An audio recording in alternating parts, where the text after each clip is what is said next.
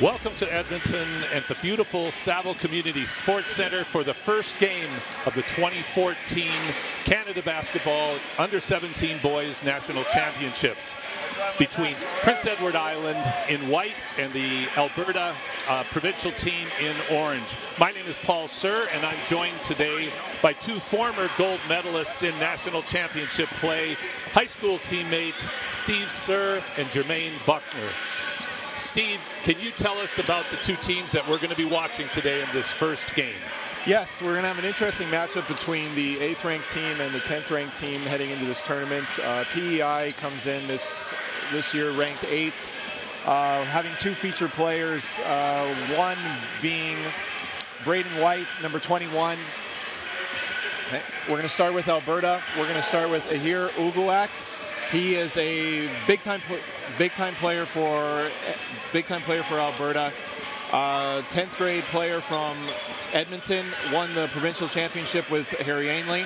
And his teammate coming into the tournament too is Awak Pium, also a Harry Ainley player.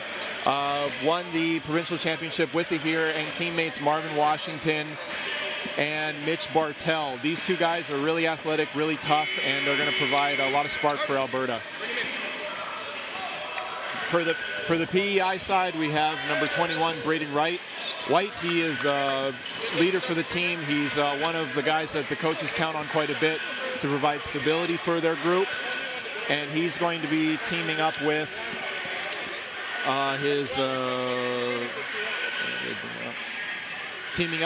number 6, Jack McCauley.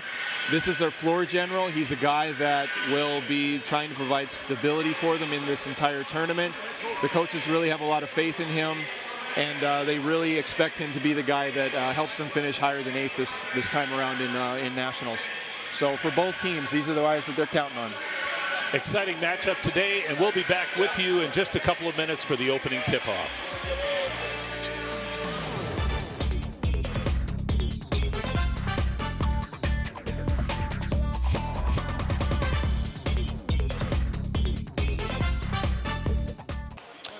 Game time. Jermaine, why don't you tell us about your experience and what you think of the national championship format?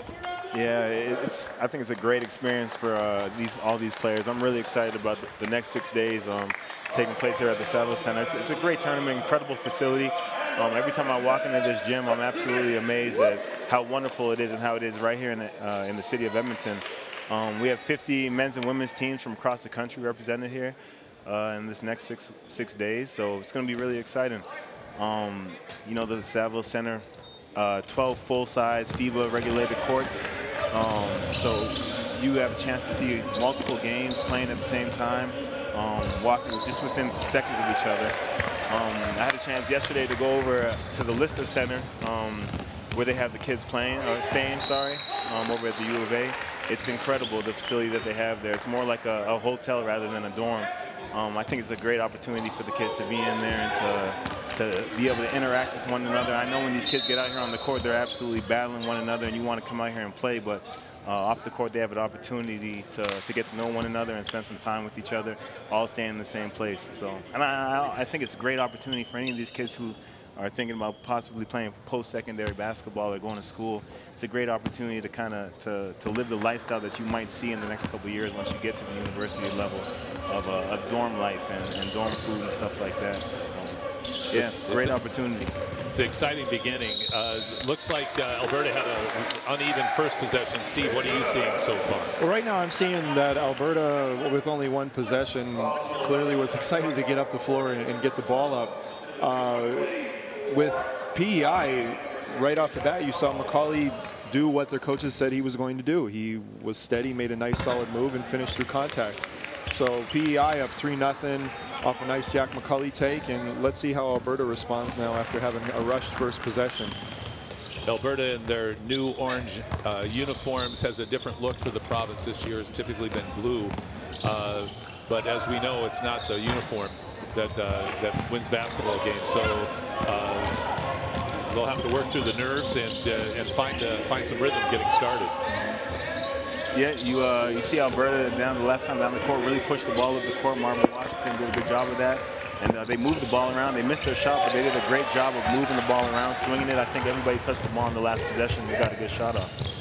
You can definitely see with Alberta that they want to have early offense, and that with here starting the game up with a nice three, I think you're going to see a lot of that from these guys, because you don't see any traditional guys who are only play on the low post players, only guys that can stay on the wing. There's a lot of interchangeable parts for Alberta, which I think is one of their strengths coming into this tournament. Guys can play multiple positions and hit shots from all over the court. Nice defensive effort by Marvin Washington. That's one of his specialties, is taking the charge. Watching Ahir hit that three, wouldn't you guys say that's one of the areas of his game that's improved the most over the last year? Oh, definitely, yeah. You look at this kid, and with his athletic ability, I know playing here in the city, he often is playing against players that he trumps in size. So it's easy for him to get down into the paint and finish at the basket, but for him to extend his game to the three-point line has been absolutely amazing. I think that's going to really help him in his future. I think a guy like Ahir, as he really nice roll and pass to the basket, a guy like Ahir is always going to be a kid in Edmonton that's going to be bigger and stronger than his competition, but for him to go on to the next level and be successful, hitting an outside jumper will be very key for him. So it's really cool to see him start the game off shooting the ball confidently. Ahir had a good tryout for the cadet team, but was cut from the final tryout.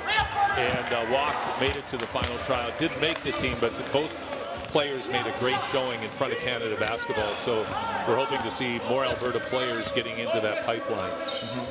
I think for Alberta guys, getting an opportunity to go out east, and Jermaine knows this, having played for the national team, when they get out there and have the chance to compete against the East Coast kids, I'm sure they'll do just fine.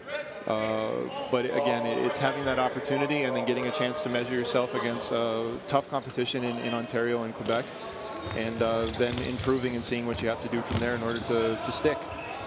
Yeah, I definitely agree with that. I know for these kids and for myself as well, going out east was always a little bit intimidating when we were younger, because you always hear about the Toronto kids and the Ontario kids. But once I know for myself, once I got out there, it was just basketball, and you all get on the court, you all tie up your shoes the same way. So these kids do a great job of that. PEI is definitely off to a good start with putting pressure on the ball and sharing the ball with teammates. You can see that that's going to be their emphasis. I visited their practice yesterday and got an idea for how they wanted to play, and it's similar in a sense to how Alberta plays too. They don't have a lot of guys that are traditional 5 and 4 men. They can move and step away from the basket.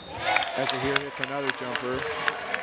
This is an interesting matchup for both teams, because in a lot of ways they have similar pieces. So good to see a competitive start from both sides. Yeah, and there you just kind of see Ahir's strength. I mean, he goes in there, takes the ball down low, misses the layup, grabs his own offensive rebound, gets the kick out, and comes down and hits the three. You could just kind of see his dominance already. Good hoop from the lock. Way to stay with the play. Alberta seems to be working out its nerves right now and getting more of a rhythm going. Yeah, you can definitely tell, and I'm sure that they feel this as guys, because who wouldn't as 16 and 17-year-olds? They're playing in Edmonton. There's a handful of Edmonton kids on the team, so there's got to be a lot of excitement. But if you're not excited to play at the national championships, then you're an odd child. One of the things that Alberta has this year that they haven't had for the past few years is more athleticism, not just on the floor with the starting lineup, but coming off the bench as well. So how do you guys see that playing into the outcome of the games over the course of this tournament?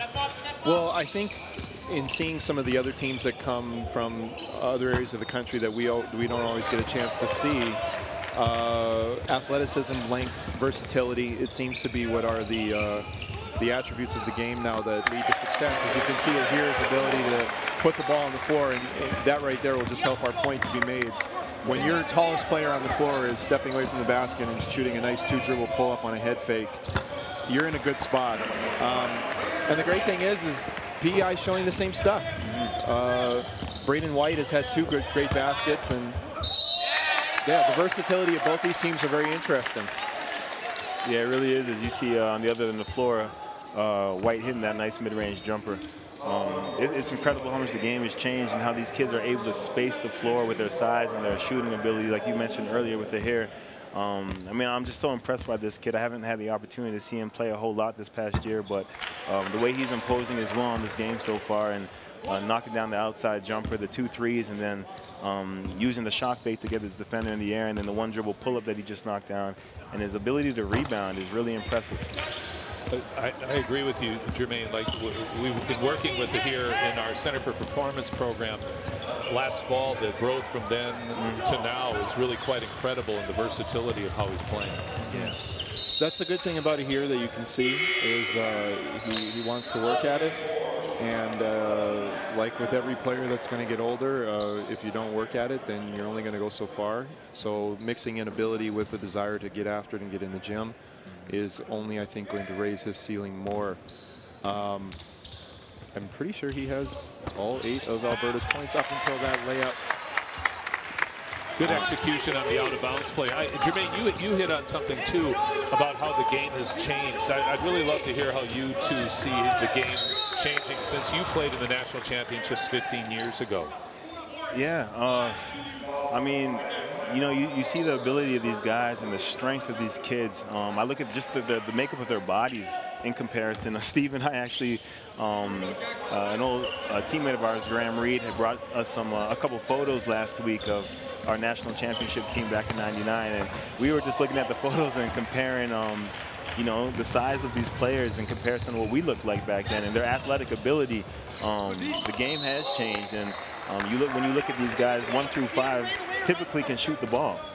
Back when we were playing in '99, you know, you had your 2 bigs and your 3 perimeter players, and you relied on those 3 perimeter players to be able to shoot the ball.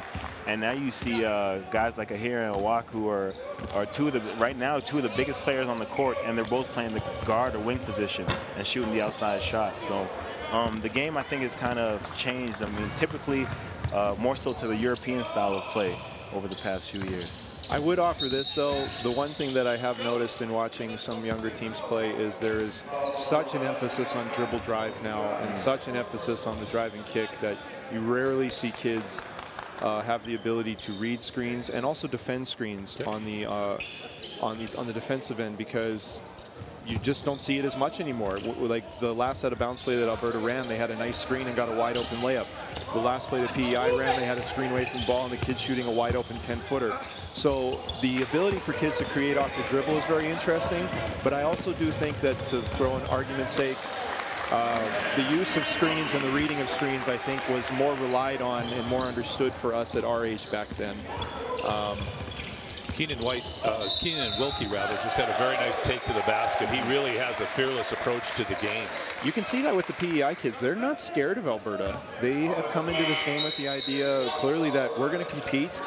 And just because it's in Edmonton and Alberta's hosting does not necessarily mean that we're going to be intimidated of the hosts. Yeah, PEI is impressive so far.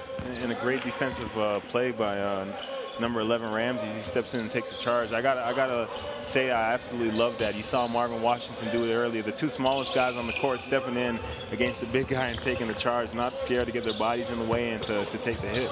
So these guys are out here to battle.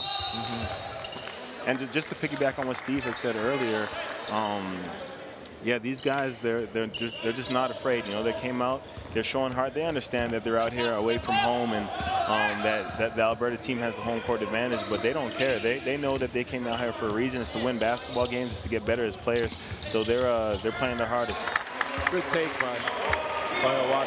He's starting to get going a little bit. You can see a little more confidence as he settles into the flow of the game.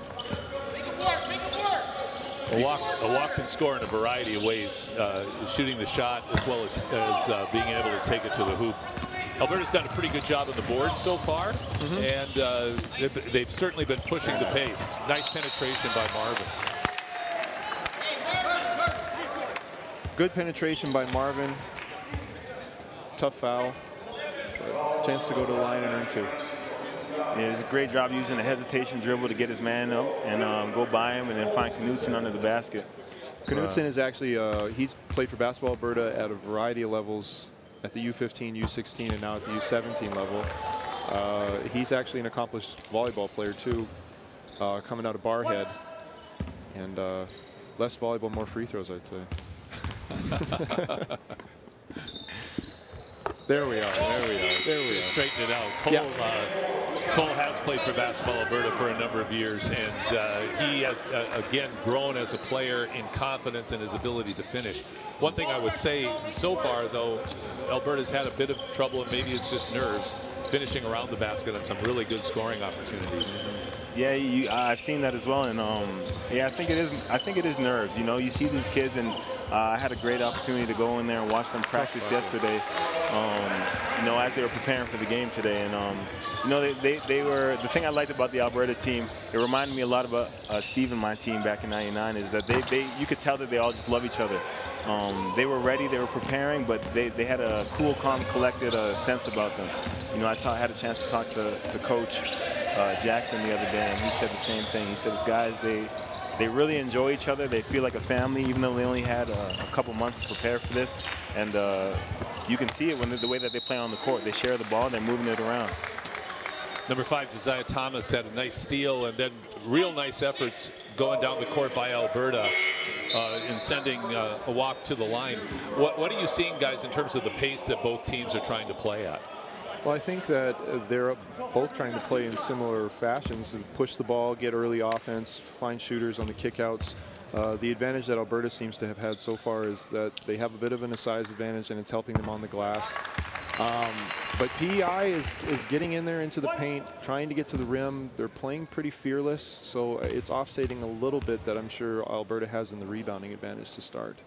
One thing that I've noticed so far is Alberta plays an extended pressure defense, but I don't see a lot of physical play inside. What about you guys? Am I seeing it correctly?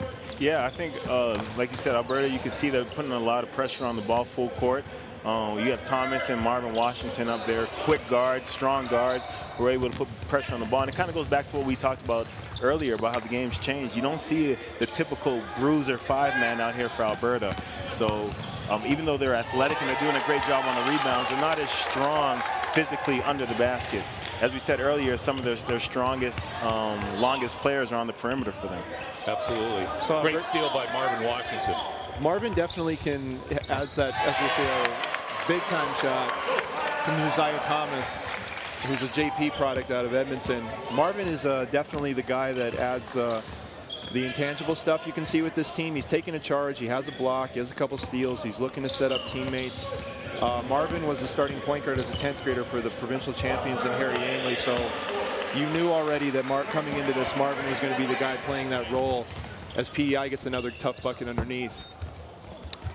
Yeah, you saw the game. Marvin started the game, and then Thomas came off the bench for him at the point guard position, and now you see them both on the court together, being able to put that, have that 2-guard backcourt where they can both defend the ball really well, and they can both put pressure on the ball. Full court advantage is going to be a benefit to Alberta in this tournament. I don't know about you guys. The guy at the free throw line, Jack McCauley, I really like him. He pushes the ball. He's aggressive. He's looking to find people.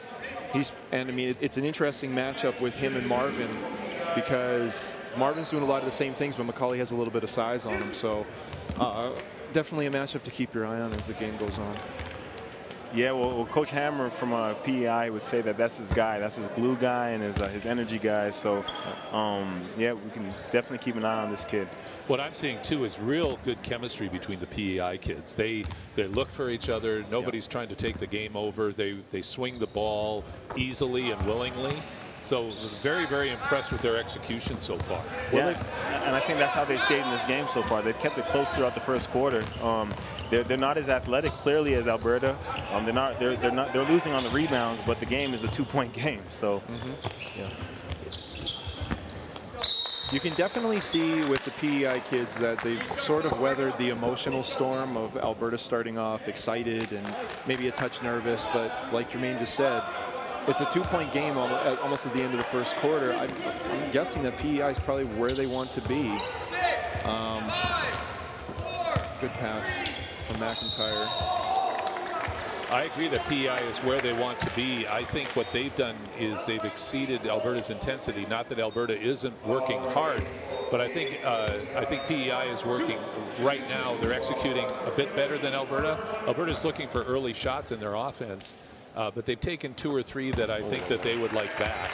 And PEI has really used good shot selection so far in the game. So it'll be interesting with Coach Parker at the end of the first quarter what he's going to be telling his kids, what to look for in terms of execution as the game goes on. A good example of how nerves are probably something that gets in a game like this. Carter McIntyre, you can tell, is just nervous to do the right thing. And as the game goes on, I think you'll see these guys settle into more what they're just used to doing. And again, at the end, it's still just playing basketball. Alberta's pressure is definitely something you have to keep an eye on, though, and how that's going to affect PEI over the course of the game. At the end of the first quarter, we have Alberta up 19-16.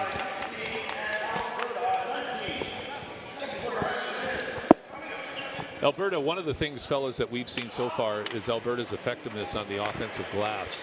And we're going to look at a couple of highlights. And it's everybody. Marvin, one of the shortest players on the floor, up to Ogat and Ahir and Carter.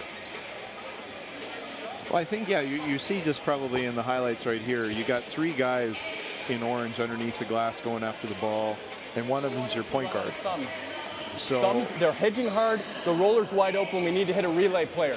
So we'll run out of thumbs. Drag or post exchange. Back is our called play right now. You see Coach Hammer from PEI rallying his team after a very good performance in the first half. What do you think, guys, is going to be a key for Alberta to focus on in the second half, or the second quarter rather, to try to turn this tide where it's really just exchanging baskets and really playing toe-to-toe and being played very evenly by PEI? We'll just switch for now.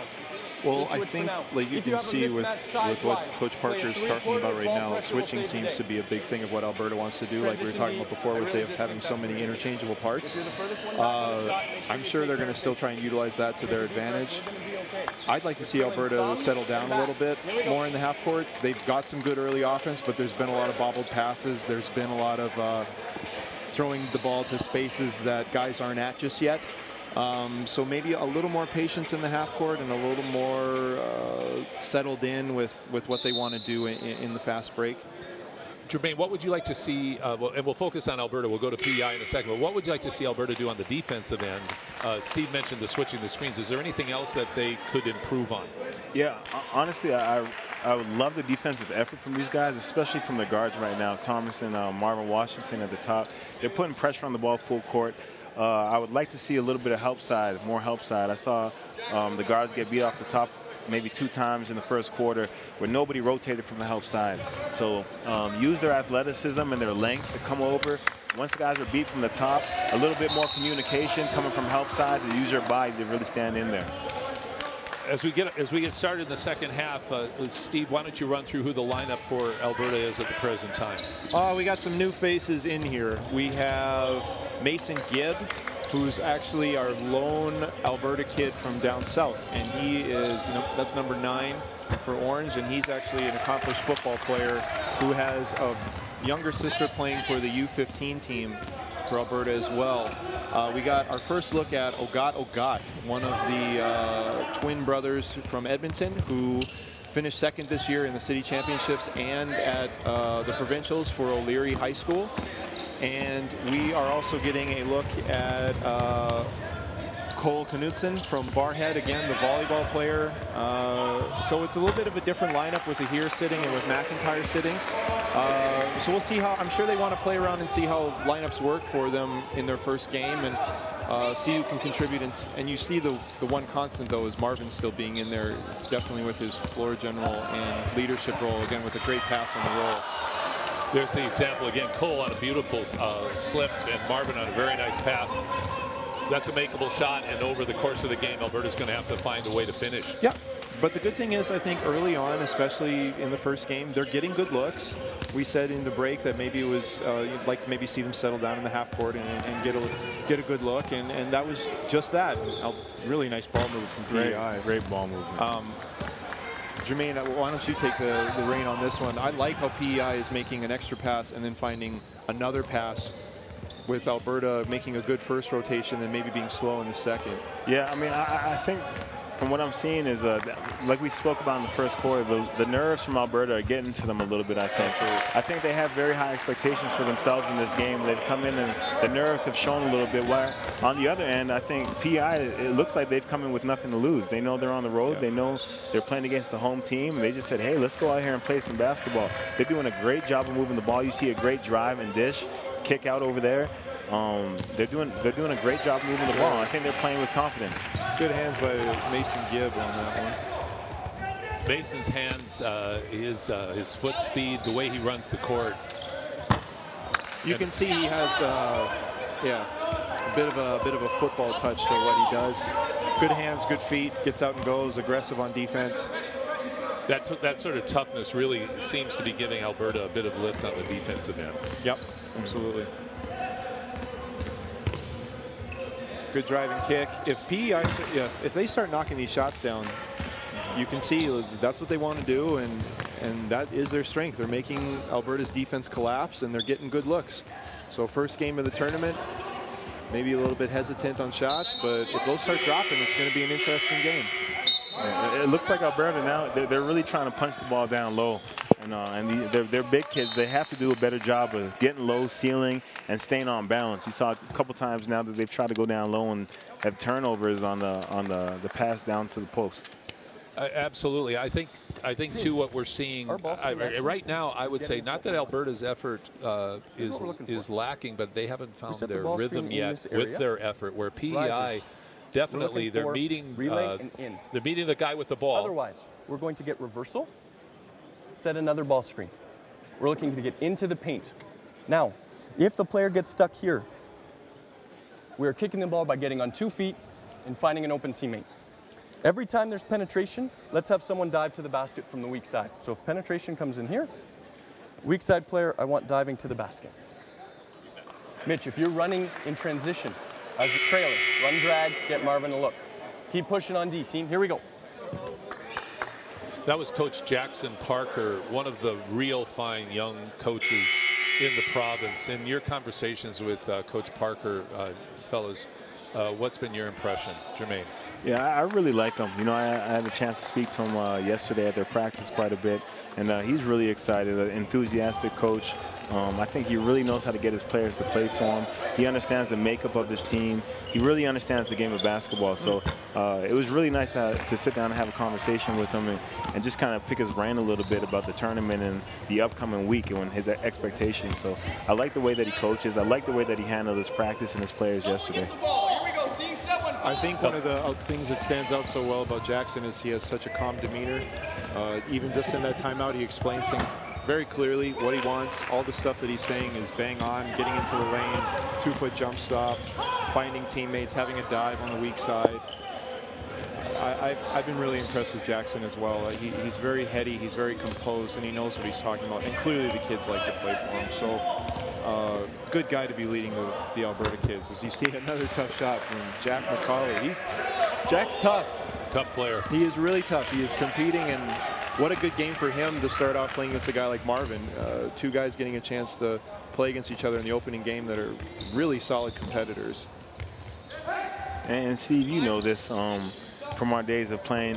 It's hard for these kids to be on the internet or looking at their opponents and you know, figuring out the great things about them and wanting to come out here and battle and to compete and to prove your greatness, to prove what you can do against these guys. So for these 2 point guards to be going at it like this is awesome. We actually have, it's kind of a unique situation for the PEI team.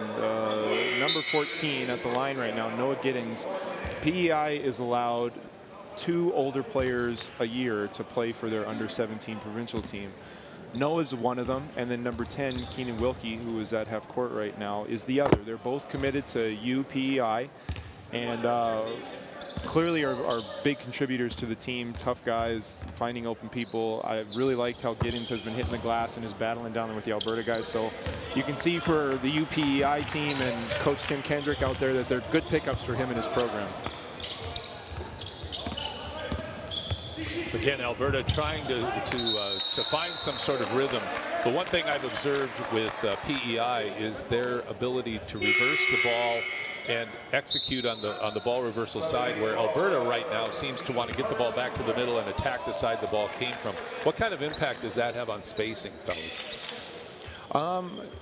I'd say that with PEI, you're going to get more advantage of finding an open three when you reverse the ball well, say driving baseline, find the baseline drag, and then making another pass to the top on the second rotation that Alberta's been a bit slow on. Whereas Alberta, you can tell they're driving to score. As a walk hits a really tough pull-up, you can almost see that PEI's driving with the intent of trying to find shooters. So again, like we mentioned before, PEI, if they start knocking some shots down, this could be an interesting game for Alberta. But Alberta definitely puts the pressure on PEI's defense by driving, looking to score first. Yeah, just to piggyback on what Steve said, when these guys, as a nice defensive play we see there and finish at the other end. Wilkie again to the ball, to the boards hard. He finishes with confidence, finishes with strength. Well, you see, I think you're seeing kind of a reoccurring thing here with PEI. They have good hands. Like when guys from Alberta are getting in there, getting into the lane, their hands reaching for the ball, tipping at the ball, swiping at it. Like they are not letting Alberta get into the lane uncontested. And for a team like Alberta that wants to put the ball down first, I think PEI has a great strategy. They want to space it out, and then they want to be active with their hands. You look at the scoreboard right now, we got 24-23. This is stop, score, stop time. Well, first we'll listen to Coach Hammer from our stop. PEI. Let's go down and run our stop, okay? Let's spread them out motion. Let's spread them out motion, okay? Actually, no, let's get him a curl right off the bat, okay? Run a 4 up and then right into motion. Don't force it, but let them react to it. And if we don't get it, we got the screen and roll. Try to get Jack or Keenan on the weak side if we need that 3, okay? You get screen and roll action. That means the guy on the weak side sitting there ready to shoot that 3. Got it? Okay. There you see Coach Hammer emphasizing spacing, looking for your teammate. I was mentioning before, like, look at their lead changes. Now we're back to 24-23 PEI. They just refuse to go away, and certainly, as you guys have both pointed out, they're not intimidated at all. No, I think that was a great timeout. He wanted to run something, decided not. We're going to run something different. So we're going to see what I'm curious what they're going to run here. They're running something called 4 down, and they want Alberta to react to it. So this can be a good look. I'm excited to see this one because the more I see these guys, the more I like PEI. They're tough. They're really tough. Yeah, there again, you see the dribble penetration. You see the dribble penetration, the kick out. Alberta has to close out hard on the shooter, and he drives by for the baseline drive. For Max Ramsey. He's had a couple buckets that have been really impressive because, I mean, as you can see from his body, he's a stocky little guy. He's pretty fearless getting in there. Pretty fearless, and what I see with PEI is they're going at the rim. They are not intimidated at all. Alberta's pulling back on their layups right now. They're trying not to get blocked. PEI's just going to the basket. Which is interesting because PEI doesn't have, I don't know if they've blocked the shot yet. But what they've done so well with their active hands is they have guys second guessing when they're putting it down, and they have guys changing shots and altering shots when they get to the rim, even if no one's blocking it. So you got to figure right now the pace favors PEI, and the Alberta kids, just to see how the pace is going right now, need to settle in and just maybe finish through some contact. Yeah. If someone blocks a shot, then someone blocks a shot. Yeah. And then again, you see the nerves right there. A wide open defensive rebound that just goes off the hands of a here. But what Steve said before the timeout is exactly right. Alberta's, or PEI, sorry, their ability on the offensive and defensive end right now to be playing as a team. They move the ball around. You can see their confidence level has gone up since the first quarter. They're feeling themselves right now. They're feeling good about what they're doing. They're moving the ball great, and on defense, they're shuffling their feet and they're coming from help side. You can see every time, which is something that I know coaches mention often, but a lot of players don't do, is there are hands everywhere. I've said this a couple times, but there are hands everywhere for PEI. They're bothering the guys on the catch. They're bothering them when they put it down. Really impressive from PEI because you can tell that Alberta is more athletic, but as far as guys keeping them in front, PEI is doing a great job with keeping the ball in front and keeping the ball out of the paint without a. You see Jack line it up. There we go. That possession, we saw Alberta fall back into a zone for the first time in the game, and PEI did a great job of just moving the ball to the wing and knocking down the quick shot. What I'm seeing with Alberta is they're going to need somebody to step forward and really spark them and settle them down. That was a nice pass and cut between here. Great cut from walk. From a walk. Yeah. So, but they're going to need to be steady and more solid like that, right? They need to bring their effort up. Yeah, I mean, I think, again, you know, you're in the second quarter now, so big Jack. Oh, man. This kid's nice. Yeah, he's living up to what their coach talked about yesterday. He's tough, he's fearless, he's aggressive, and he's pretty quick.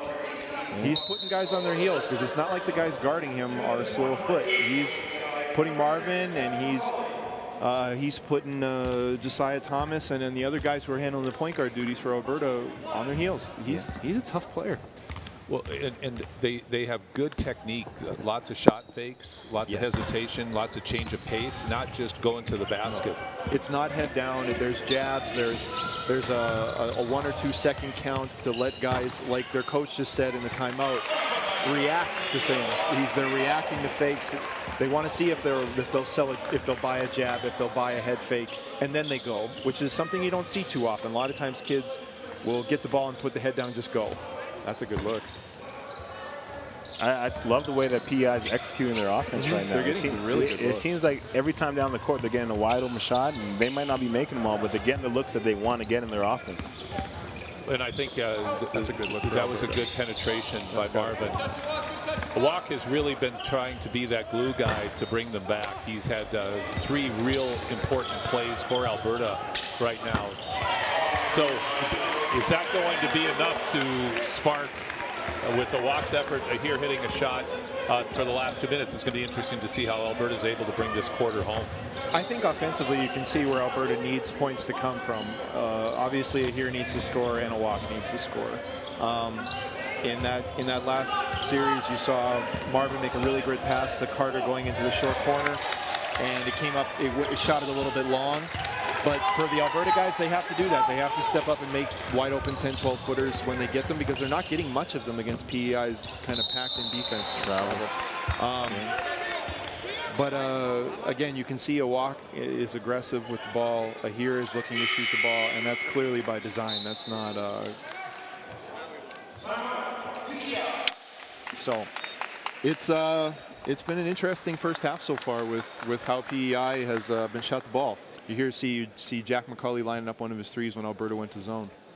It was one of the. He's certainly been the spark plug, hasn't he? Been for PEI to surge ahead the way they have. Absolutely, what their coach said he would do. We want out of this, right? So we're going to run it at Jack's side. Now, Max, pay attention. He's going to come through. Max slips down to that corner, right? So we got 3 here, and then you guys are ready to roll into the center, right, Jack? You've got rollers. Yeah. And you got Max in the corner, right? So I'm dribbling over to you? Your dribble entry. Dribble entry. Doesn't matter. You take the ball? No, you take the ball. You're taking the ball. You're dribbling at me. Got it? You're gonna. Okay, let's go run white. One time. Hey, no second shots. Okay, make those refs blow those whistles. Get your butts out and make those refs blow the whistles. Just battle. There's Coach Hammer addressing the offensive rebounding that Alberta's had some success with in the quarter. Excellent timeout, fellas. Phenomenal. Yeah, I love his points of emphasis. I love how he takes that 30 seconds and he gets his points in there quick. His players are responsive. They do a good job of communicating. You saw players in there asking a couple questions, making sure they were all on the same page. And you heard him make a point of defensive box outs and no second chance points. He knows the athleticism of Alberta is the one thing that could hurt them today. He makes a point for them to box out. Don't allow any second chance points. He knows they're doing a good job on their first points to try and get the rebound and push the ball down on the court and execute on the other end. Let's see what they run now. They were drawing something up called white. Looks like they're going to try and get McCauley coming up top for a look. They do. They got that. And he hits it. Now, see, in my opinion, Alberta has to be more aware of this. This is the second or third 3 that Jack's made. They're coming out of a timeout. You got to expect they're going to have a quick hitter. You can't let the other team's best shooter come up to the top of the key uncontested and shoot a wide open 3. But yeah, again, this McCauley, he's cagey. He's finding a way to get looks. You got to love how these kids execute. They come out of the timeout, traveled there, but they come out of the timeout, they execute their offensive play, and then on the other end, they do exactly what Coach said. They go off after the defensive board. You see all 5 whites in there, crashing the glass hard, not allowing Alberta to get their second chance point. I really love how Coach Hammer has taught these kids the dribble drive so well, looking for your teammates swinging the ball, but out of timeouts, running really well executed and well-designed quick hits. Well, you can see what the great thing that PEI is doing is Marvin has a nice take to the rim that he needs to put in there is they're in the spots, so they're not looking for guys as much as they're looking for spots. It's an interesting thing with the dribble drive offense is when you're driving, you need to turn and find a guy. If he's not in that spot, it'll be a turnover. But PEI does a great job of getting to those spots, and then they're shooting with confidence now that they're starting to drop. Early shot in the shot clock with towards the end of the half. I'm sure Coach Hammer would like that one back. Final 10 seconds of the quarter.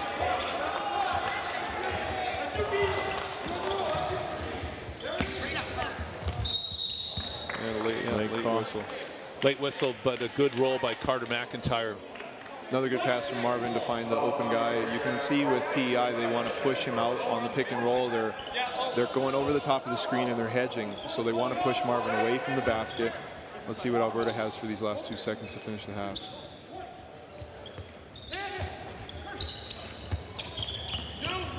Smart move by PEI going to zone. Smart move for the PEI to shift things up. Score at halftime, 37-29 PEI. We're going to be back in just a minute with Coach Hammer from PEI. Great job. Nice shot.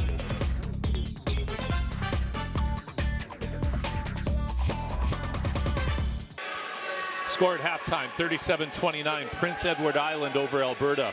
I'm here with head coach John Hammer from PEI. Coach, excellent first half. What do you think the keys were to your success? Well, it's coming down to defense right now. We've done a great job of presenting in front of players, but second shots are killing us, and we got to stop that. And I think if we do that, we'll be in good shape. You seem to have real strong guard leadership. Could you just talk to us a bit about the impact that has on your team? Oh, these guys have been together forever. I've been coaching against these or with these kids since they were 6 years old. They know how to play basketball. We're just here. We're lucky to be at such a great event to showcase some of that talent. It's great to see, Coach. Thank you very much, and best of luck in the second half. Thank you very much. Score once again at halftime, 37-29, Prince Edward Island over Alberta. We'll be back for the second half action in just a minute.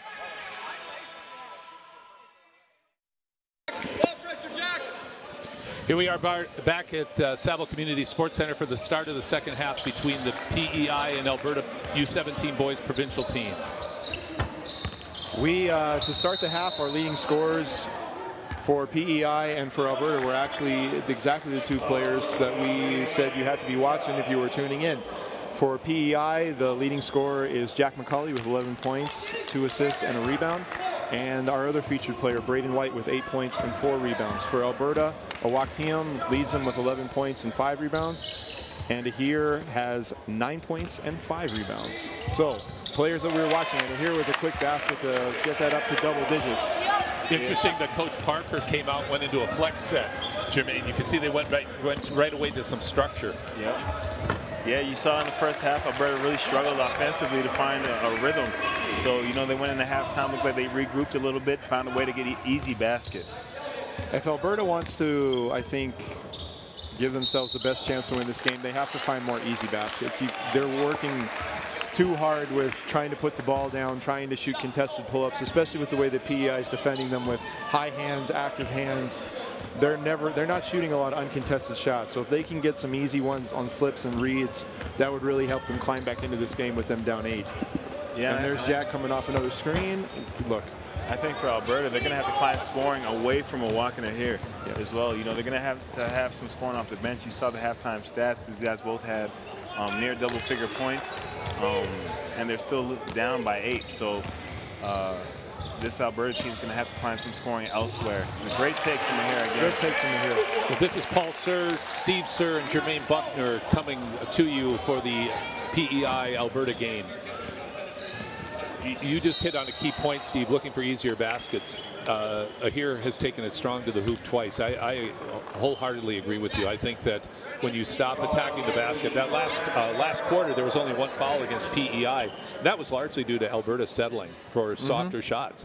I think with what we talked about before, Alberta had a distinct rebounding advantage, and for PEI only had to have committed 1 foul is kind of interesting. Also, too, hearing what we heard on the PEI bench of what the coach wanted. Box these guys out. Make the refs blow their whistles. So for PEI, you can tell they're going to be physical, but Alberta's got to get in there and respond too, because if you're on the other side with Alberta as well, you got to be saying the same thing. Make the refs blow their whistle. So if they're getting a lot of rebounds, but adjusting their shots, finishing away from contact, the refs aren't going to be able to bail them out. So they're going to need to use their advantages on the glass into either buckets or free throws. Nice, yeah. He's come out of the gate. Keenan Wilkie's come out of the gate aggressive. 2 strong takes going right, finishing right at the glass. Jermaine, do you see the sense of urgency now between the two teams? Who you do think plays with the most sense of urgency so far? Yeah, honestly, this PEI team has really impressed me this afternoon. They're coming out with a lot of energy, confidence. You saw in the first quarter that early on in the first couple of minutes, they looked a little shaky. But since then, they've come out with confidence, a sense of urgency.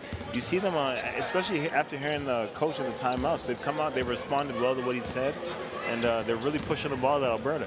Well, in Alberta, I think Coach Parker is working real hard to help the kids understand that they have to play with that urgency. They have to do a better job of helping out.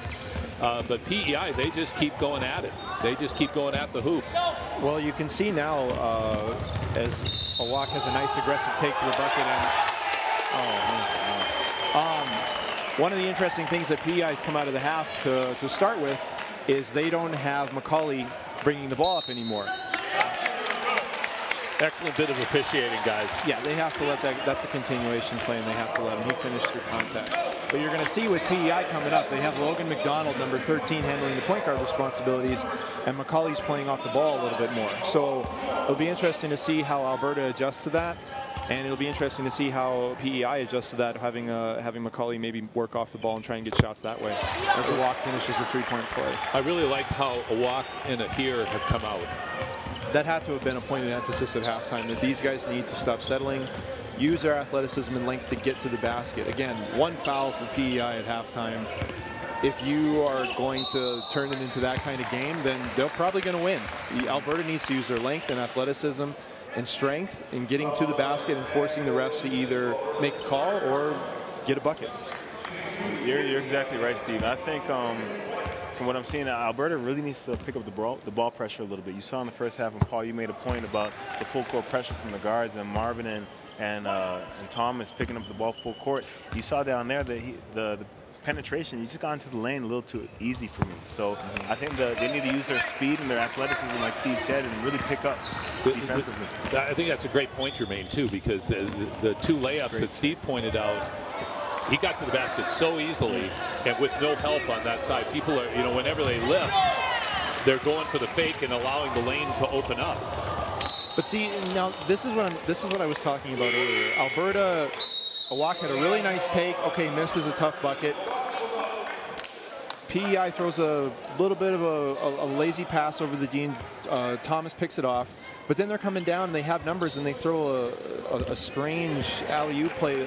I think that's what we're talking about with nerves. But you can't necessarily chalk up to nerves now. They have to settle in and get good buckets. And when they have an advantage like that, they have to take advantage of it. So guys have to settle down and maybe not look for the home run, but just try and get on base. Just make a good play. Yeah. Make the good play. Now, that's another example right there. Yeah, I agree with you, Steve. It's not so much nerves anymore. It's discipline. Yes. You see the PEI team, they just... Okay. I think discipline's the right word. As you see, we're seeing our guy Braden White go up. He misses the shot, but then we have Noah Giddings, UPEI commits, finishing it up. There again, though, that's PEI what they've been doing so far in this game. Guy misses a shot, but there's someone right there who's making a play on the ball. Nice cut by Giddings. But there, and the exact same thing happens just in the reverse. We have Braden White crashing the glass. They are making Alberta have to do the things they talked about. No one's boxing out, and they're getting rewarded for it. And right now, PEI is getting to the ball. Alberta's not getting to the ball. No. They're not screening out. They're not executing on the defensive end. Nice shot. That's a good look for a walk, but there's a lot of pressure on a walk right now, and here it's looking to seem if they're not going to put the ball in the bucket, then the ball's not going to get in there. So other guys from Alberta intelligently have to be able to pick their spots and see where they can contribute, but it's going to start on defense for them. They're going to need to get on the glass, and they're going to have to keep, like Jermaine was mentioning earlier, a better level of ball pressure if they're going to get PEI out of their sets and make them a little uncomfortable. And players like Mitch Barthold, who just had the nice offensive rebound, got it back to a walk, and he got fouled. He got the offensive rebound, so they need the hustle plays from everybody. What I'm seeing right now is just a real uneven effort by players that they're standing around watching. When you come into the game, you've got to be ready to contribute. You got to be ready to get after the ball and make a difference for your team.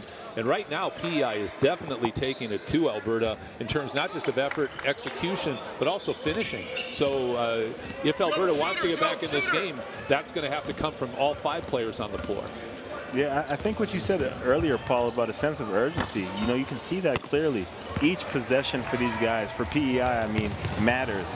And that's a great example right there. It just doesn't seem like each possession matters. You got to take care of that basketball as you see Alberta with another bad turnover. PEI has not done that on the other end. I can only remember a couple bad turnovers in the entire game so far. They've done a great job. They come down, compose, they take care of the ball, and they execute their offense. Jermaine's exactly right. You can see that PEI, from a possession standpoint, is valuing more. They're getting a shot every time, and if they're not, they're at least getting a good look in and around their sets. Alberta hasn't shown yet we got the ball, now we have to make it work for us. They're giving it right back after making good defensive stands or getting a good rebound. So for these guys, like Jermaine says, we're seeing some habits and some tendencies now that you can't just chalk up to nerves with the Alberta boys. So hopefully they'll settle in and they'll start playing basketball with some value of the ball and finding good shots as Ahir gets to the basket. Good D by PEI. They're doing a great job defensively. Like we said earlier, this Alberta team, their bench is going to have to step up a little bit because there's a lot of pressure on here in a walk. You see offensively, they continue to go to them over and over, and it's going to be a lot of pressure. These kids got to play a lot of games over the next 6 days, and other guys are going to have to step up and show some relief. As you see a great shot right there. It's a great shot with confidence. Yeah, it's a good look. And they need that from their bench. They need guys to come off with confidence, to play with confidence, to shoot the ball with confidence, to give them a little bit of a boost. Absolutely. I would say, going back to something that we talked about at the beginning of the game, the difference now with this Alberta team, say compared to 15 years ago with Jermaine and my team, is a large emphasis on what we did was importance of possession and importance of valuing the ball. Not to say that isn't a focus for the Alberta team, but I have a feeling if Jermaine and I had thrown a couple of the passes that have been thrown, we would not have been in the game much longer. So hopefully, as the game settles in the second half, the Alberta boys realize that if you're giving the ball right back, you can't climb back into the game when you're down 10. Well, you guys know from playing, when you're not on your game and your head isn't totally into it, when you try to come out of what I would call a fog, you don't just turn the on switch on. You've got to get there through effort. Yeah. And I sort of see that right now with the Alberta kids. Like, you're seeing a greater effort, but it's still uneven. It is. I would agree with you. Like right now, they get a good steal. Now let's see what they get. Great take. Great take. But that's better. At least you're getting a steal and you're going to the rim and you're putting the onus on the refs to make a call, as opposed to making a steal and then trying to maybe get a little bit cute with it, so to speak. So we're going to see a walk at the steal at half court in just a minute and get to the bucket. Was a good. The replay didn't work, but it was a great heads-up play by a walk to make a turnover at half court, then to go right to the basket. And like you said, Steve, make the officials make the call because you're being aggressive getting to the rim. And I think just that whole theme of aggressiveness on both ends of the court for Alberta is what they have to get from all 5 guys all the time. Yeah, and you need a healthy balance, especially these kids. They're so young, you know. Exactly. They haven't matured as players. They don't necessarily understand their bodies even yet. So for a walk to have the sense and to notice, hey, I got to take this to the rack rather than pulling up for 3. He had the 3 rather than pulling up. He used his athletic ability to get to the rack and draw the foul. You see with Alberta right now, they have a chance to get something in the half court. Now they're going to have to grind a little bit. There is a size advantage here with Ahir. Good pass to the corner with Gibb. Here's one thing I saw, fellas, on that last ball reversal. Gibb caught the ball up top. PEI, when they catch it up top, reverse it right away. Automatically swing the ball. Where right now Alberta is catching up top. It's slow with it. Slow on the reversal, allows the defense to adjust, which takes away their advantage, the athletic advantage that Alberta clearly has. But because they're giving PEI the opportunity to dig in on defense, that negates that. Well, yeah, Jermaine, if you want to go with that one. No, you're exactly right, Paul. And on that last set, you saw they really wanted to get the ball down to here on the post. But once the ball was entered into him, you saw the help side jump all the way from the far corner. PEI jumped right into help side and said, hey, if he wants to make a drive here, he's going to have to go against 2 guys. So he was forced to make the kick out, and I think they stepped out of bounds on the sideline. I think PEI's made a great choice in who they're going to have go on here as another great take. And I think PEI's made a fantastic choice. With Max Ramsey being the one that's guarding here now, he's physical. As we see PEI get the rebound and push the ball up the floor. But here's what PEI has been doing so well, is they've been pushing the ball intelligently. They get that rebound, and you can see right there, got it, went right away. Not trying to get cute with it, not trying to do anything with it. They're just pushing. So good defense translating into good early offense, and then finishing aggressively at the rim. Post entry motion, flare screen, dive, rise. Out of offense, we're still looking to transition first. We're going to pick up full court. So that means 1, 2, 3 are on guards. If you are guarding 10, understand, he will look to go right every single time. He'll look to go by you to score. Pick up after a score right away. Next offensive possession is 41 for here or Cole, whoever has the better matchup. If you are the last person when a shot goes up, transition defense, please. Here we go.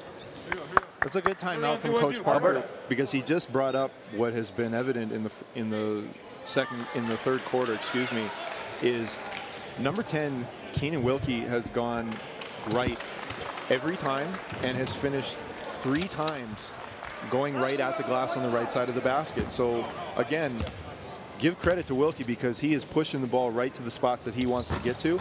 But the Alberta boys are going to have to understand that this kid wants to go right. We're going to have to take that away from them.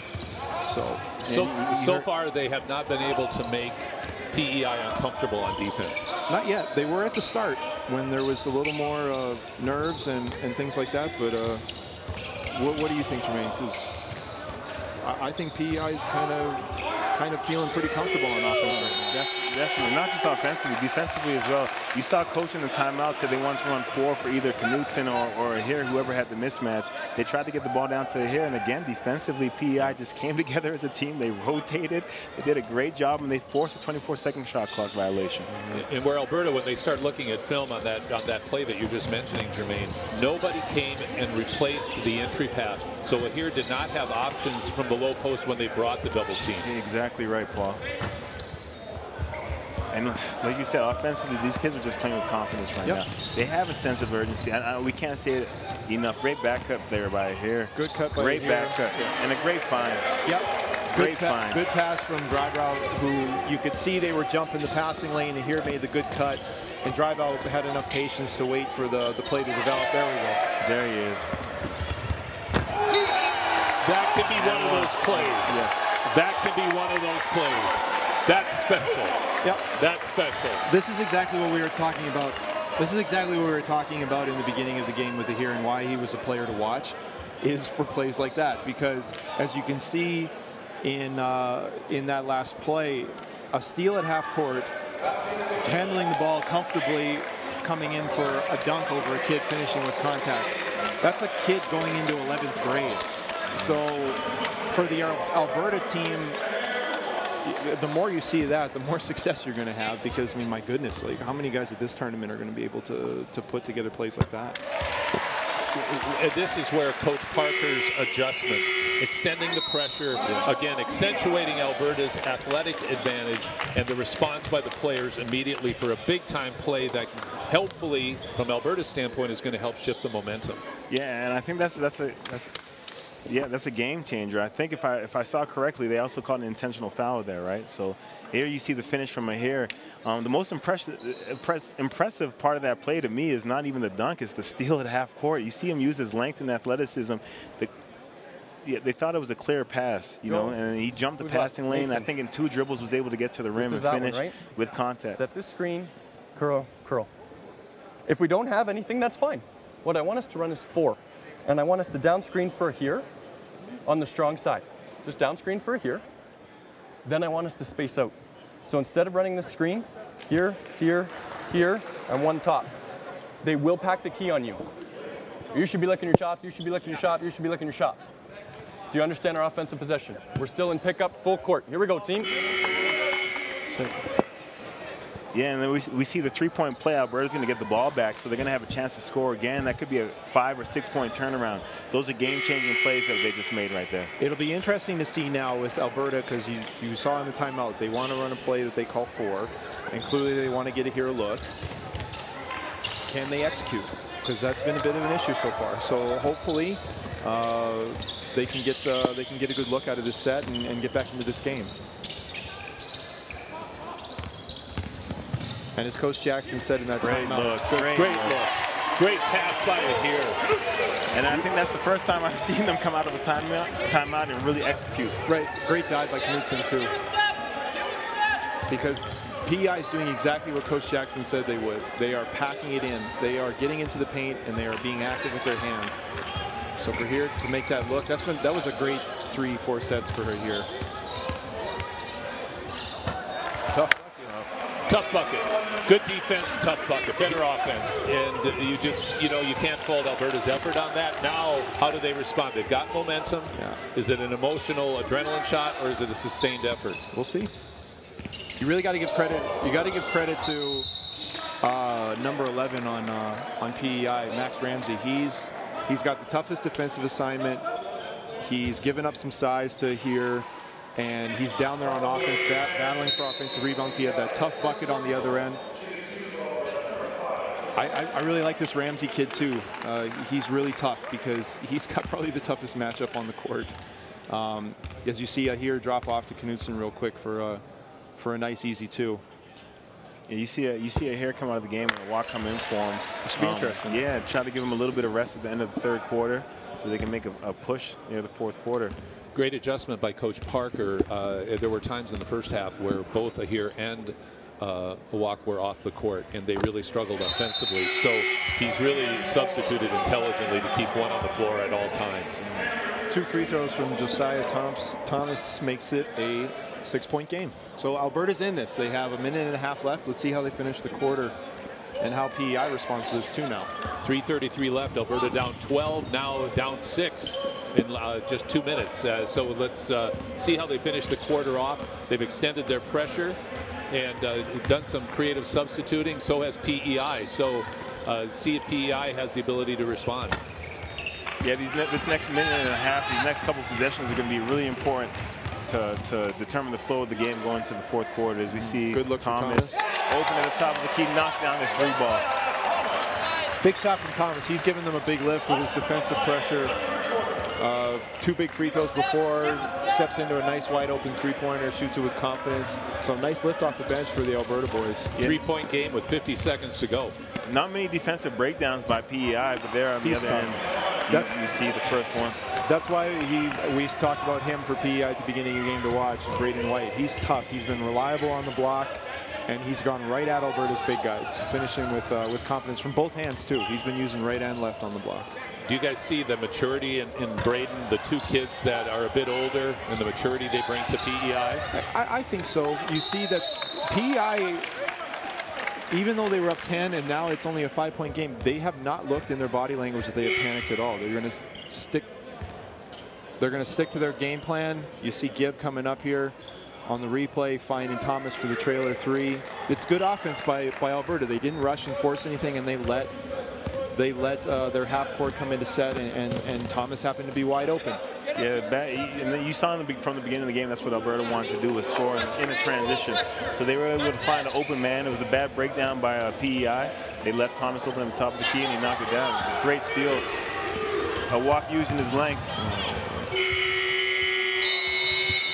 Good finish to the quarter for Alberta. 55-50 PEI. Alberta's able to shave a 12-point deficit down to 5. as we go into quarter number 4, gentlemen, keys to Alberta's strategy moving forward.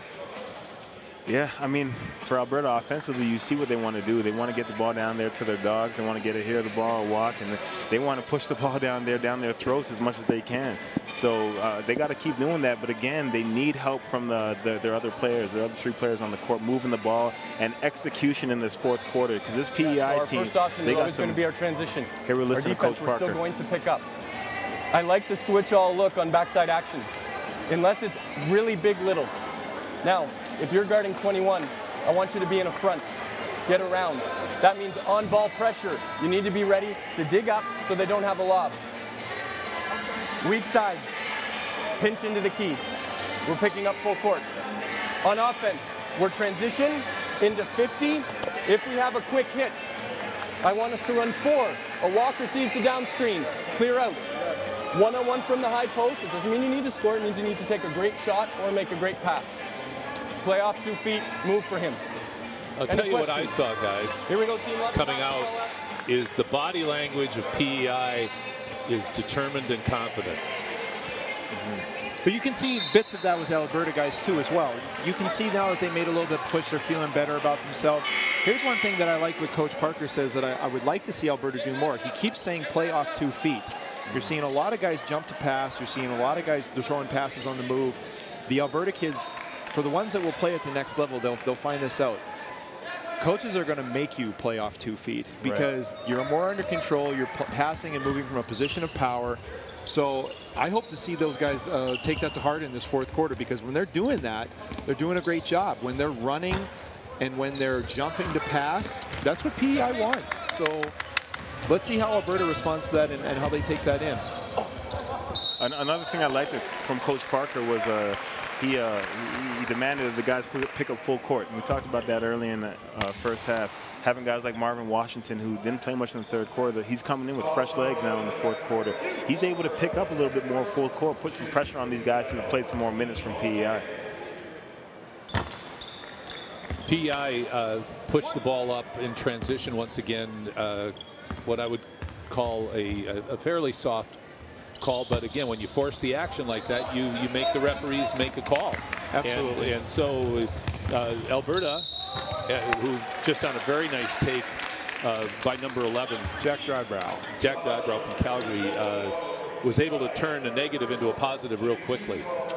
Well, I think what they just did right there was the thing that PEI had been doing the majority of the game was, again, pushing the ball intelligently. Good head man on the ball, got the guy in rhythm, and then Drybrow made the right choice. Get to the basket and put the onus on the defense to get in front of you. With a couple of the passes that Alberta's thrown over the course of the game, they were indecisive, and there were kind of those in-the-middle passes. There's a defender there, but maybe he'll catch it.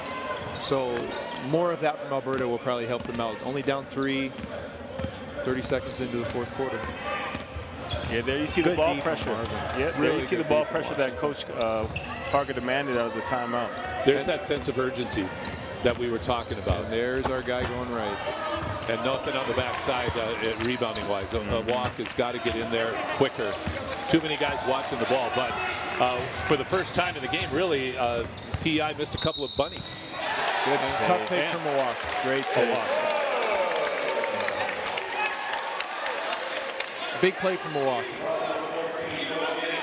This is the kind of stuff this is the tempo of game that Alberta wants, and those are the guys that they want clearly making those plays. So a walk, getting into the lane, finishing with contact. He's long. He's a strong player.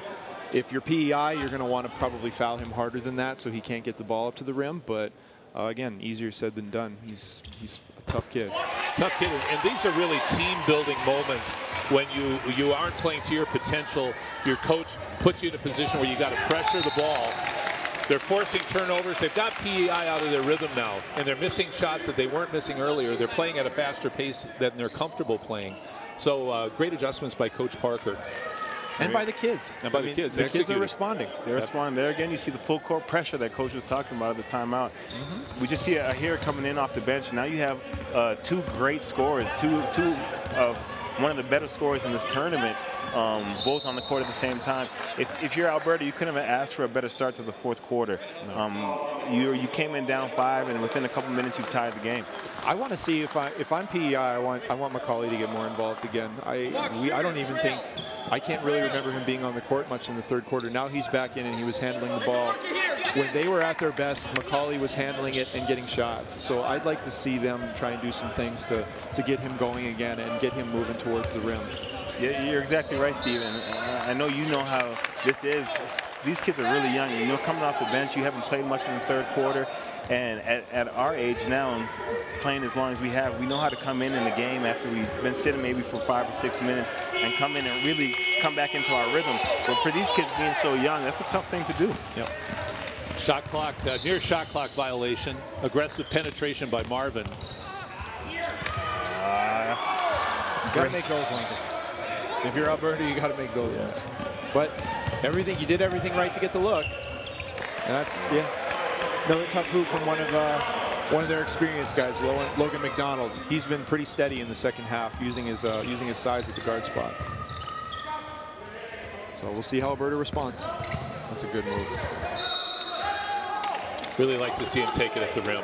Yeah, that's what Awaka and Ahir have been doing best. I mean, Ahir has shown and Awaka has shown too. They can shoot the ball, but they have a speed advantage to go with their size over the PEI guys. So again, to put the onus on the refs and put the onus on the defense, their ability to get to the middle and crash the glass has got to be what Alberta hangs his hat on. What I really love about what these guys are doing right now, even though they both hit a couple jump shots in the first half, they're not settling right now for the 3. You can see, you saw it here on the last play, spot up, shot fake, drove to the baseline, and finished strong. We talked about momentum and the impact of adjustments on a game. Unbelievable. Now seeing PEI actually rattled, starting to second guess themselves, starting to make little mistakes like that are just simple inbound passing that results in an easy basket for Alberta, not really because of their pressure, but because of PEI panicking. Don't let him get the ball. We're going to cookie pressure 13 to not let him have the ball. 10 is the other one. If you threw, then 10. 10 is the next one that we're going to cookie. We're going to keep the pressure up. That's great. That's all we're looking for. Make them uncomfortable. Let them make the mistake, like we talked about. We're not looking to reach. We're looking to let them make the mistake so we can move forward onto the play and get easy buckets. If we are in a quarter court walk-up set, we're going to play 4 for here out of the high post. That's it for now. The other thing we'll move to in a second is back. Whoever's being guarded by their biggest, slowest player is going to set the back screen. Marvin, take him one way, slice back the other way. We're going to open up the court that way. Do you have any questions? Find your matchups as soon as you get in. I really like how Jackson communicates with his players because it's very straight up. It's very, for lack of a better way of saying, it's very adult in that he is telling them this is what we're going to do and this is how we're going to do it. And this is a great thing for young players to hear. Play under control. Make the other team make a mistake because you're playing so hard. Not be so anxious that you're out there and you're trying to make something happen. Play hard, do these things, let them make the mistakes. Great things for young players to hear. Really he's been impressive in his timeouts. Jackson doesn't sound any different now than when they were down 12. No. He's kept the same demeanor throughout. Absolutely. And that's really cool that you can see consistency from a coach like that because over the course of a 6-day tournament, consistency is what you need. Once again, pressure paying dividends. That's the stuff we've been talking about. Yeah. Exactly. Taking care of the ball. Once they get it back, they have to reward themselves with a good possession. Yeah, they have to reward themselves. And you're now starting to see the hustle, the full court pressure from Alberta. And you heard Coach Jackson in the timeout talk about cooking the ball. I'm not exactly sure what that means, cookie pressure. But I could imagine that it means that they really want to keep the ball out of a couple players' hands. He mentioned 13 and 6, I think. And they've done a great job. I mean, Macaulay was a guy that really gave them trouble in the first half, and they have really stuck to him and gotten in him in the second half and made it difficult. Yeah, there you see the help side rotation. And that hasn't been there the whole game. So when they're getting down to it, they're really doing a good job. Much greater sense of urgency, both ends of the court by Alberta. Now execution, taking care of the basketball, the most important at any part of the game, wouldn't you guys say? Yeah. I'd say, yeah. As this tournament goes on and you play other provinces, not to take anything away from PEI or Alberta, but when you get down to it with the general powers in Canada of Ontario, BC, Quebec, the sense of urgency and the execution is going to be what wins you basketball games. If you're not playing hard from the get-go, you could be in a hole that you might not be able to dig yourself out of. There goes Jack. Jack is back. There you go. Jack is back. Handsome Jack. Yeah, Jack makes his first shot of the second half, I think. Yep. You know, you talked about him, Steve, coming in and being a little spark. He didn't play much in the third quarter. Comes in and knocks down a huge 3 on a second chance shot. Right here, right back at him. Misses it.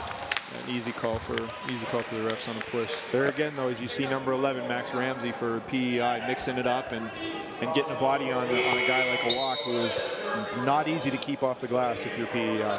One of the dangers of highly charged, big emotional comebacks is you stop executing and you're running strictly on adrenaline. There, one of the Alberta players pulled early, didn't stay in his spot. Ball came out, easy rebound for the three-pointer. The kids really have to stay home before they take off with the ball. Well, that's one of the things that PEI has done so well. And there again is Keenan Wilkie going to the right and finishing hard at the glass. That's the 5th time he's done that this half. And give them credit, because PEI could have easily, during that run, gotten frustrated, started barking at each other. And maybe they could be, I don't know, down 6, 7, 10, something like that. But they fought back, and they're up 3 again after all that emotion. So big shot from Thomas. They've responded so well. Now, again, it's Alberta's turn to respond. It's an even ball game. Now will Alberta stabilize its emotions and not play like they're coming from behind? Well, it's like you said before with the emotional stuff. You're so anxious to make the next play because, for lack of a better way of saying it, this is fun. Like, who doesn't want to climb back from 10 and tie the ball game, but not at the expense of execution. So with the Alberta guys, they have to remain patient, and they have to remember that there's still 5 minutes of this game left. Yeah. I think Alberta needs to settle down a little bit. You saw it there. You know, you heard Coach Jackson yell from the bench, run something. You know, they come out of their timeouts and they ran 4 to really isolate a hero or a walk at the top of the key, and then their last 2 possessions, they just came down and punched something up. So Max, Keenan Wilkie going right. If there's one adjustment the guards have not made, is to not let Wilkie go right, but where they're biting is on that head fake, that lift fake that he has with the ball off the dribble. Right. We're going to see a walk get into the lane, and you can see even in the slow motion, he gets low, he's long, he covers a lot of ground, and then misses the shot, but then quickly puts it back up in for 2. The thing that, again, we talked about earlier with PEI that I think all 3 of us can say we really like is, again, they use fakes, they jab, they shot fakes, they let guys bite on fakes, and I've been saying Keenan Wilkie, he's been going right, Well, it's not easy to stop him from going right. He's faking you, and he'll take a dribble, and they might have beaten him, and then he's pushing through with strength and with speed, and he's getting to where he wants to go. He's one of the older guys that's committed to UPI, and you can see that from an age standpoint of, I want to get to the right, so I'm going to go there. And that's impressive. That's really impressive. Yeah, it is. You see Alberta came down again, tried to run their 4 play, and here didn't have anything. PI did a great job. Good. They now know the play, and they know what they want to do against the play. So they're staying off of here, giving them the mid-range jump shot. They don't want to allow them to get around the defense and get to the rim. And that's exactly what Alberta wants to do. Is if you're gonna really focus in on here, then drop it into Knudsen, and you have a nice post move for 2. Great finish is exactly what we talked about earlier. Is giving those guys some relief. They need help. So Knudsen comes in and takes a great left-handed hook with confidence. Josiah did a great job of staying home on that play and finishing the play on defense. Another tough turnover. Yeah, I think that's one that you can avoid. You can avoid the cross-court skip pass. You just headman the ball. Let's see what you get on that side, or just reverse it to the top and then get it to the other side. A low-hanging skip pass doesn't really do much for you, I don't think. So I think, again, Alberta in those instances has to reward themselves before being in a hurry to try and hit the home run. Here's Knudsen on the block. Good patience, too, and then switching to use. Really nice move from Knudsen. I think, guys, one thing I've noticed that Alberta struggles with a bit on offense is their spacing. They're tending to get 5 guys below the free throw line, close to the lane. And a lot of times it makes attack lanes for some of their better players harder to find. I'd agree with that. I think they're anxious to get to the glass, and where a walk and a here seems to be at their best is a here, especially in the high post area. And then guys are anxious to get down there to crash. They do need to have better spacing, though. I mean, you got to use guys that are keeping people honest on the wing, and it can't be all below the free throw line, because then also, too, if PEI gets a rebound on a missed shot, you got 5 guys below the free throw line. I mean, that's a perfect opportunity for PEI to try and get down to the other side and score. There you see Washington, the smallest player on the court, matched up against one of their PEI's bigger players, and here comes over from the help side. They play good D, and they get the turnover.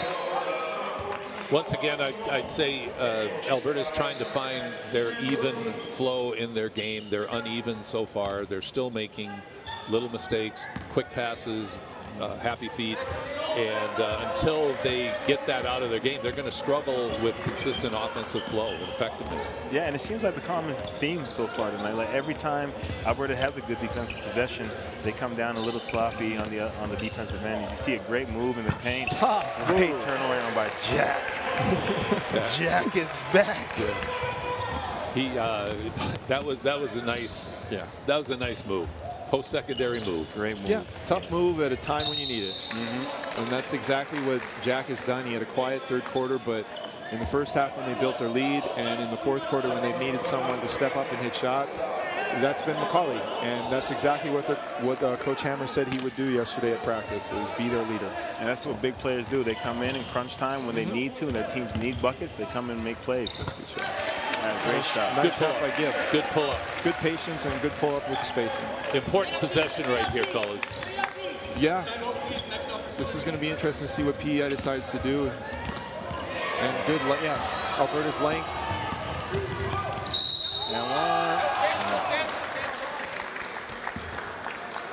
Nice shot by a walk, just getting the steal and knowing what he wanted to do on that one. Nice to see the solid positioning of the 5 Alberta players on that defensive stand, and the walk being able to step into the passing lane. Yeah, I think for me, if Alberta wants to do a great job in this tournament, it has to be on the defensive end.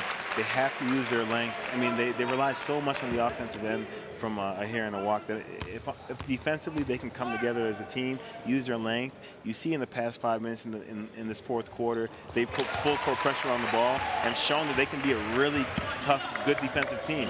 Full court pressure here again to see how PEI handles it. And plus, like we were talking about before, with interchangeable parts and the ability to switch multiple screens from position to position, that creates an advantage. There's our guy going there. Josiah has to do a much better job up front. That was that was too easy for PEI to get by them, and forced the defensive help, which resulted in a foul. But you still got to give credit to Wilkie, though, because he is making a decisive move, and he is putting that shoulder, because you can see from there, like, he's a strong kid, and he is making a move, and he is sticking to it. Like, there's no indecisiveness with him going to the rim. He wants to get to that right side of the glass and either make you foul him or he's going to finish it over you, because that's just exactly what he's done. And you guys know from playing pro, the great players, they have go-to moves, and you can do everything you want to try to stop them. It's tough to stop them. Yeah, that's exactly right, because if someone's not going to take away your strength, then I'm going to keep going to my strength. I'm not going to get cute and show, well, I need to show him that I can go left now. No, I'm going to keep going right until he stops me. Right. And that's exactly what Wilkie's done. Again, you've got to give him credit, because he has not for 1 second thought like, well, maybe it's time to go left now. No, I'm going to keep shoving it down the right side. Yeah, and I think that's why we saw Thomas come out of the game after that possession. Tough shot. Yeah. So now the kid has confidence, right? Yeah, now he's going. He's gone right. He's knocked down. He's made his layup, right-handed layup 3-4 times in a row. A big shot. Now he makes a great move, crossover dribble, pull-up jumper going to his left. Good pitch. That's got to go. Knocked down. Good shot. Knocked down, big-time shot. 71-70, 1 minute, 33 seconds to go. We got a 1-point game. Guys, good what a setup great start. This is really a great, what a great opening game to the tournament. And you see Washington getting ready to check back in. I think he's coming in so he can be that defensive presence on Wilkie. Good D by Another move, another good great move. That was tough D by Gibb. I like that matchup for Alberta, going on McCauley, having that football type being the one to check McCauley.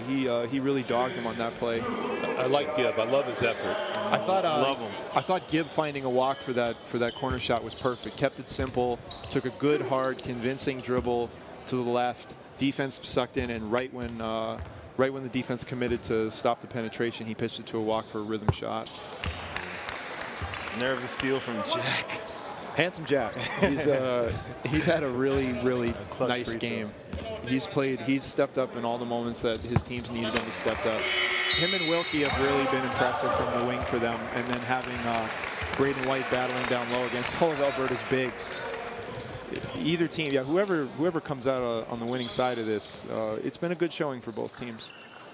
I think what Alberta is going to be trying to focus on, obviously, is the execution. But let's listen to Coach Jackson tell the story. Regular side out.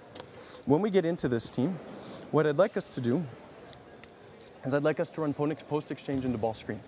We've been throwing 5-5-5, 4-4-4 at them. They're ready to guard out of the high post. So I want the handoff once we get it. Handoff's coming over here. I want the person who's guarding by the biggest player, slowest player to be over here. Handoff comes, you're meeting. I want our best shooter in that area right there, someone else in the corner. So let's say right now a walk, you're here, Cole, Marvin, handoff to Jack. That's a here. On defense, listen, we are switch all. Switch all, we're high in pressure. Listen for my call, I'll call foul when we need to start the foul game. Yes. Alberta. I think that's the right strategy to go with to open the last minute and 15. I mean, you know, you're down 3, but I mean, a minute of 15 is a lot of time to play basketball, and you have the ball. So there's no panic. You have to try and get a good look here, and then do what got you back into this game. Dig in defensively. Try and make PEI be the ones that make the mistakes because you are putting the pressure on them. So they got to get a good look here. You have to. See Washington with the ball, get to the middle, good penetration. Good find, good find. Good find by Marvin. 73-72, 1 minute, 2 seconds to go. Great execution out of the timeout. Now they got to dig in. This is big. Hopefully Drybrow, if you're Alberta, can keep Wilkie going to the right. Good help side rotation from Knudsen. Very nice by Knudsen.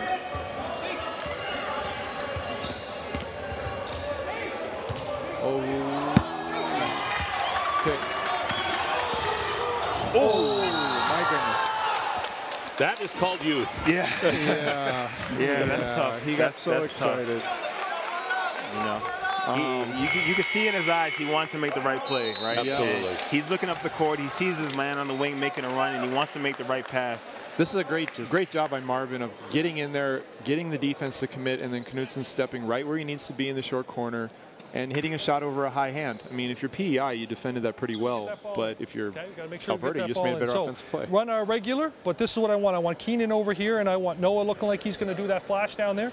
Noah, I want you to come back, get Keenan the screen, and get him going. Then at least we have the ball, right? Just our normal setup. Instead of Keenan rolling down for that layup, you guys got that? Yeah. Noah's going to come over and do that. Or Logan. Sorry, Logan, you're going to come over and set that screen for him and get the ball, okay? Then, okay? Yeah, you're taking it out. Then we'll run black. Okay, then we'll run black. No. Let's go into B. Let's go into B. Okay, yeah. Let's punish them. Okay, spread it out and 4 out, and let's get it into B. And if that means the ball's got to go side to side, it means the ball needs to go side to side. Got lots of clock. Be ready for your number. Yeah. Impressive part about both teams is how their coaches handle their timeouts. No one's gotten emotional. No one's gotten panicky. They've just laid out exactly what they want their team to do, and they're relying on the preparation that they've done coming to the tournament. It isn't throwing stuff at them they don't know. It isn't getting upset. It's anything. It's just treating the kids like, all right, we've practiced this, and let's just go do it. And what a fun way to play for both teams. 37 seconds to go. Alberta down 1. Knudsen on a big steal. Big steal. Huge. Marvin Washington bringing it up. Alberta sets down 1, 25 to go. High pick and roll. Great rebound by Knudsen. Great defensive play, though.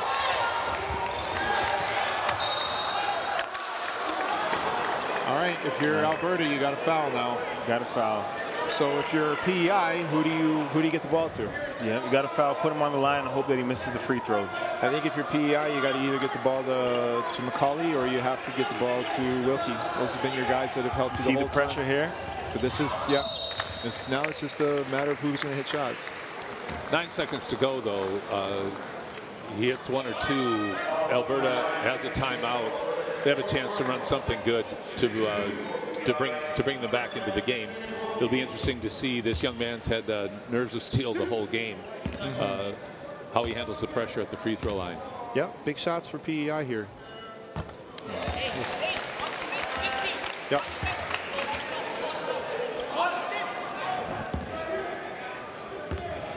Rare miss. Big shot. Big shot. Big shot from Keenan Wilkie. 9 seconds to go. Alberta down 2.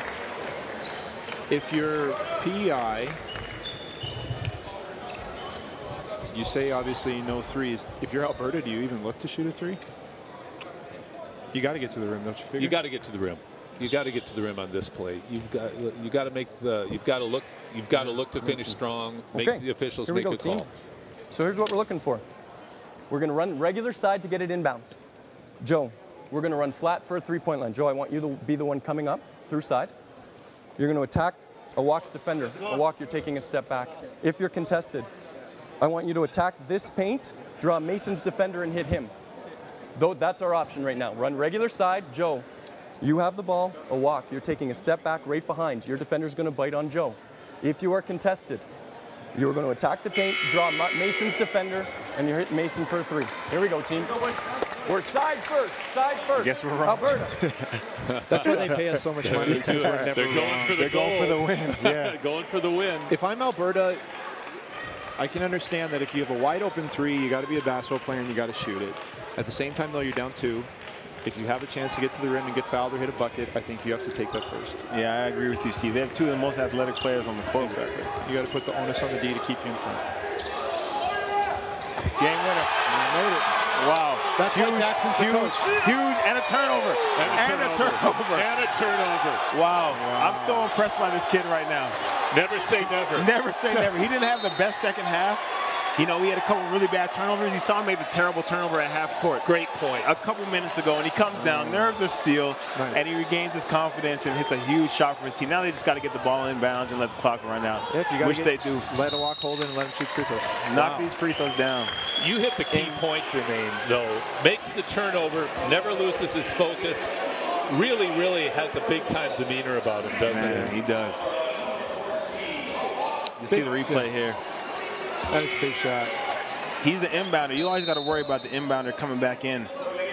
Well, you see here, they definitely were playing him for the drive because they gave him a lot of room. And give a lot of credit because, I mean, right there, that's a rhythm shot. You're getting it off a handoff and you're stepping right into it. So if you're a walk, that's a nice shot because, I mean, there was no lack of confidence on that one. So now you got to step up and make these ones. And there's only a second left, but weirder things have happened. As we just saw. Well, yeah. After all 3 of us said that he should take a layup and he made a 3 to win the game. That's why we're here, not there. No long pass. That's why they pay Jackson the big bucks. That's exactly right. Yeah. What a win, fellas. Big win. Great game. It was a real pleasure being together with you guys. Yeah, this was fun. It was a lot of fun. This was fun. I think so. I like that. We're going to be back with winning coach Jackson Parker from the Alberta U17 boys team. The score 76-74 on a wonderful last second shot by a walk. What a game. Guys, any final comments? We're going to come back with Coach Parker. Any final comments? Yeah, I'm so proud of these guys. If you're Alberta, you couldn't have asked for a better shot at the end of the game. A wide open three-pointer, your defender goes under at the very top of the key. As a shooter, as Steve knows, he couldn't ask for much more of a better shot than that. I think you got to give a lot of credit to obviously Alberta for being down 10, finding a way to win the game. But give credit to PEI too. They played well enough to win the game. If, like Jermaine said, though, being Alberta boys, nice to see them grab one, especially in such dramatic fashion. 76-74, Alberta wins, and Coach Parker will be with us in just a moment.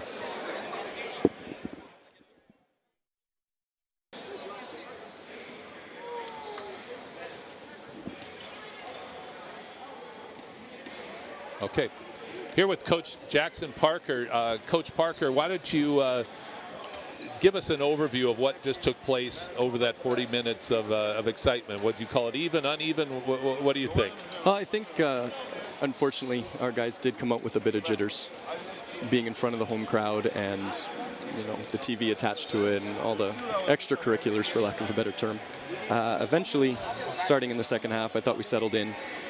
We took advantage of our athleticism. We picked up full court, started going on some runs. To PEI's credit, they fought back every now and again. At the end of the game, we were lucky enough to get a final touch, and Awak hit a big three, and the rest is history. That's why you play 40 minutes. Coach, you did a wonderful job of making adjustments both in your strategy and with your personnel. What do you think, if you could point to a key adjustment tonight, what do you think was the difference maker? You know, I think two players really led the transition from sort of being the receiver to being the giver. And I think Mason Gibb came out and he brought some defensive energy that I think we needed, because I think our defense is what really kept us into the game. I think the defense was really the thing that changed us and got us going with our momentum. And you know, once these guys get hyped up, they're dangerous. They truly are. It really looks like it's a momentum team. And I think if you're going forward, what's the key lesson that you're going to want to take to your team when you go into the locker room now?